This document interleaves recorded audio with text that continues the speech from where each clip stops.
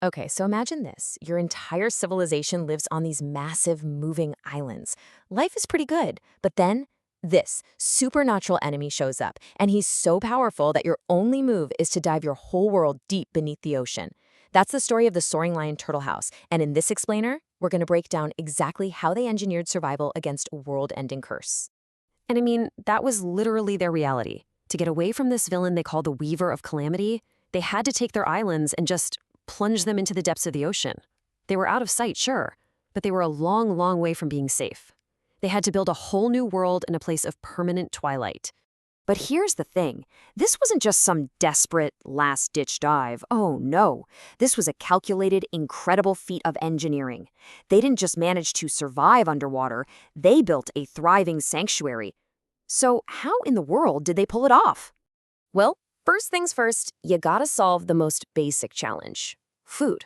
With no sunlight, you can't exactly do traditional farming. So what do? They engineer these amazing farming orbs. Inside, you've got hydroponics and specially tuned artificial lights that create these perfect little self-sustaining ecosystems. Just like that, they were completely independent of the world on the surface. Okay, but how do you make the ocean itself breathable and drinkable? Well, you develop a brilliant piece of technology they call the ocean kidney, and it is a perfect closed-loop system. It pulls in seawater, cracks it open into oxygen to breathe and hydrogen for fuel. Any leftovers, they just recombine it to make fresh water. They even harvest the salt for essential elements like sodium and chlorine. Absolutely nothing is wasted. It's genius. So how do you navigate an entire civilization when you're in total darkness? You do it with sound. Their sound generators work like a hyper-advanced sonar, mapping out the ocean floor just by reading the resistance in the sound waves. And the best part is, they do it all at frequencies that marine life can't even detect. But they take it a step further. Using something called constructive interference, they can actually coordinate the movement of all their islands, so they move in perfect sync. It's like a single organism guided by a mechanical nervous system. So you'd think they were safe, right? Their technology was seemingly perfect. They had created this amazing haven for themselves. But their enemy, Zanfar, he wasn't just going to let them hide away. He decided to escalate things in a way that technology alone just couldn't handle. Zanfar unleashed something called the Shades, and these aren't your typical soldiers. They're terrifying wraiths that literally consume light. They swarmed the skies above the ocean, blotting out what little sun could even reach the depths and plunge their world into an even deeper, more profound darkness. And this one act triggered a catastrophic chain reaction. The sudden darkness activated a curse that started poisoning the entire ecosystem. Oxygen levels just plummeted. Toxic microorganisms started to flourish. The water became murky and poisonous, and the rising salinity even began to eat away at the hulls of their islands.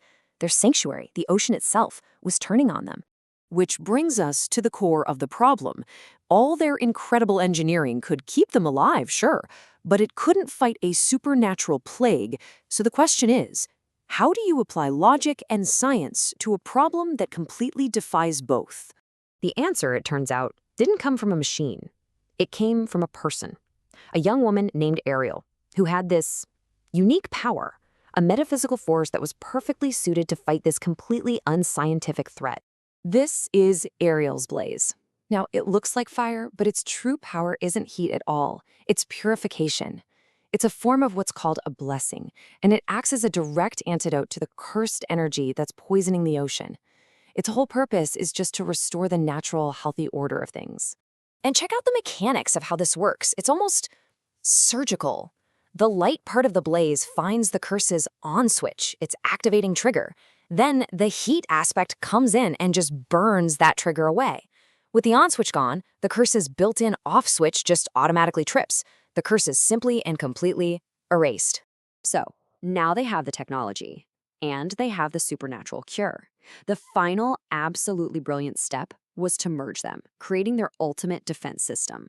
The Dreamweavers, who are the leaders of their house, did something truly extraordinary. They figured out how to fuse the metaphysical energy of Ariel's blaze with the physical sonic frequencies of the island's own navigation system. Science and soul, literally woven together. And the results? The golden force fields. They called the whole process marine dialysis, which is a perfect name for it.